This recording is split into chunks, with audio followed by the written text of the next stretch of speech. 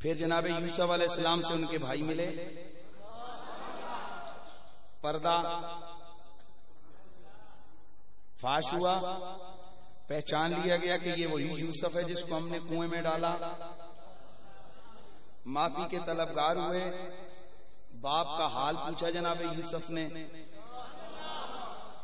لیکن اس سے بھی پہلے ایک بات تو عرض کر دوں نا، جب زلیخا نے جناب یوسف کو اپنی طرف مائل کرنے کی کوشش کی تو اللہ تعالیٰ قرآن میں کہتے لولا را برہان لو ہمت بھی وَلَقَدْ ہمت بھی وَهَمَّ بِهَا لولا را برہان، کہ اگر یوسف کوئی دلیل نہ دیکھ لیتا تو جس طرح وہ مائل ہوئی تھی یوسف بھی مائل ہو جاتا، لیکن رک گیا کیونکہ دلیل دیکھی تھی۔ اے امام سیوطی، وہ دلیل کیا تھی؟ اس کے علاوہ اور بھی محدثین فرماتے ہیں جناب یوسف علیہ السلام نے دیکھا، جب آپ کمرے میں گئے تو آپ کیا دیکھتے ہیں؟ حضرت یعقوب علیہ السلام اپنی انگلی کو دانتوں کے نیچے رکھ کر کہہ رہے ہیں بیٹا نبیوں کی شان کے لائق یہ کام نہیں ہے۔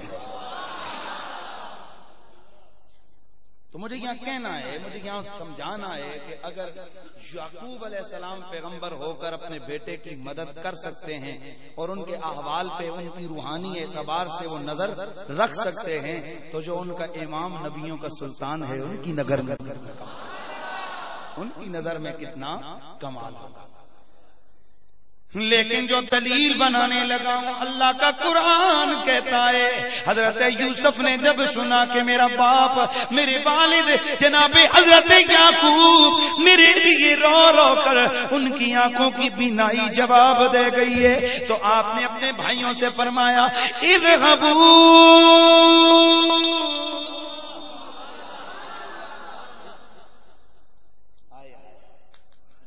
اذهبوا بقميصي هذا فالقوا على وجه أبي يأت بصيرا۔ چلو میرے بھائیو، یہ میرا اقرن، یہ میری قمیص میں نے اسے کچھ ٹائم پہنا ہے، اس میری قمیص کو لے جاؤ، جا کر میرے باپ یعقوب کی آنکھوں پر ڈالو تو اس کی برکت سے اللہ اس کی آنکھوں کی بینائی کو واپس لوٹا دے گا۔ اللہ ان کی آنکھوں کی بینائی کو واپس لوٹا دے گا۔ اللہ بھائی ادھر سے چلے، ادھر جناب یعقوب بولے۔ قرآن کیا کہتا ہے؟ میرے اللہ کا قرآن کہتا ہے، آپ کہتے ہیں لا اجد ریح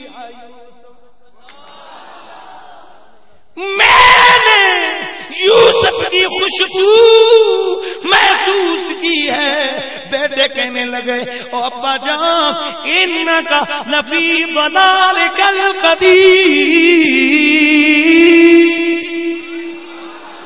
آپ کو پرانی محبت جاگ گئی ہے، وگرنہ کدھر یوسف، کدھر اس کی خوشبو۔ فرمایا تم مانو نہ مانو باپ کبھی بیٹے کی خوشبو کا دھوکہ نہیں کھا سکتا۔ اللہ حضرت یعقوب کے بیٹے جب قمیص لے کے پہنچے، ان کی آنکھوں پر قمیص ڈالی تو اچانک کھوئی ہوئی نظر واپس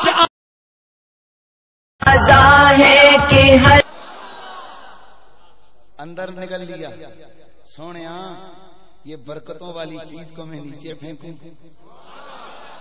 اب میرے رسول نے یہ نہیں فرمایا بدعت کری چھوڑیا شرک ہوئی خون تو کیا پلیز شے نفا معاذ اللہ، کیا ظاہر کپڑوں سے لگے تو نہ، ہائے ہائے ہائے، یہ سونے کے نور والی شے ہے۔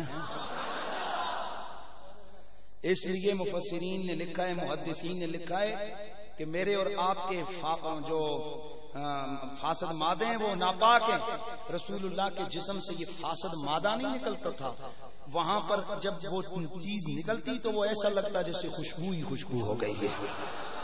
یہ حضور کا کمال تھا. تو آقا کے جسم سے نکلنے والا کوئی مادہ بھی اس کو ہم فاسد مادہ نہیں کہہ سکتے، وہ معطر معمبر نورانی مادہ ہوا کرتا تھا. تو رسول اللہ کے صحابی نے جب ایسا کیا ان کے جسم میں خون پہنچ گیا. میرے سونے مدنی نے ارشاد فرمایا، میرے آقا نے فرمایا اگر کسی نے جنتی کو دیکھنا ہو تو میرے اس غلام مالک کو دیکھ لے. سبحان اللہ کی آواز آئے. کیوں؟ ان کے جسم میں خون محمد مل گیا. تو جس خون میں محمد کا خون ملے اس میں اتنا کمال کہ وہ جنتی ہے، تو جو ہو ہی آمنہ کا خون، جو آمنہ کے بطن میں رہ کر آیا ہو، اس آمنہ کی کتنی بڑی شان ہوگی. نہ بن سکی ہے، نہ بن سکی ہے، نہ بن مثال تیری. اللہ اللہ میرے رسول اکرم کی شان. صاحب تفسیر روح المانی آپ فرماتے ہیں کہ چند جانور جنت میں جائیں گے. نمبر 1 صالح علیہ السلام کی اونٹنی، نمبر 2 حضرت سلیمان علیہ السلام کی چونٹی جس کو انہوں نے ہتھیلی پہ رکھا. جناب حضرت ابراہیم علیہ السلام کا بچڑا، حضرت سیدنا اسماعیل کا دمبا،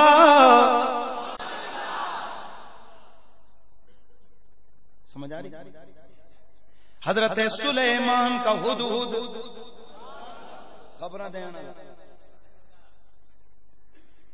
جناب پیغمبر حضرت یونس کو نگلنے والی مچھلی،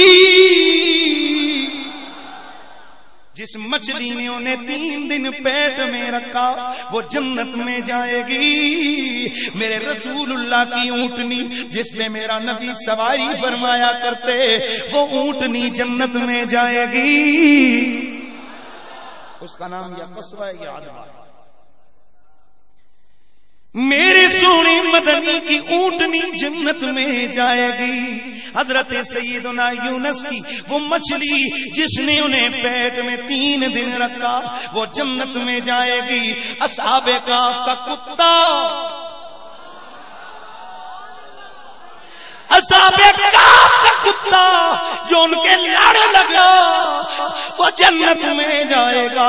یہ امام علوسی فرماتے گئے، اس سے استدلال کرتے ہوئے نبی کے عاشق کچھ یوں کہتے گئے، اور جو مچھلی یونس پیغمبر کو 3 دن اپنے پیٹ میں سنبھالے، پیٹ میں رکھے، ان کے جسم میں جانے کی برکت کی وجہ سے وہ مچھلی جنت میں جائے گی.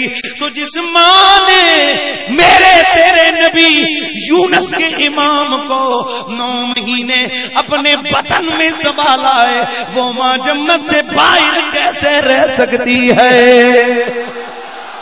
نہ بن سکتا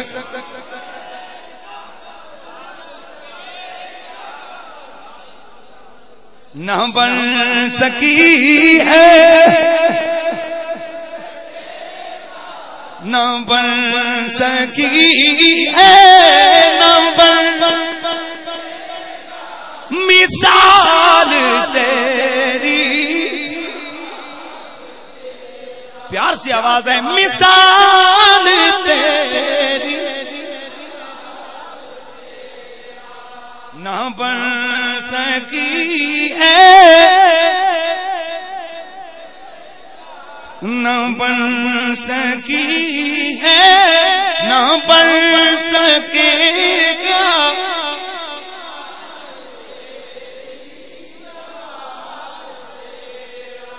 اللہ اللہ. آگے بھی ایک جملہ سن لو،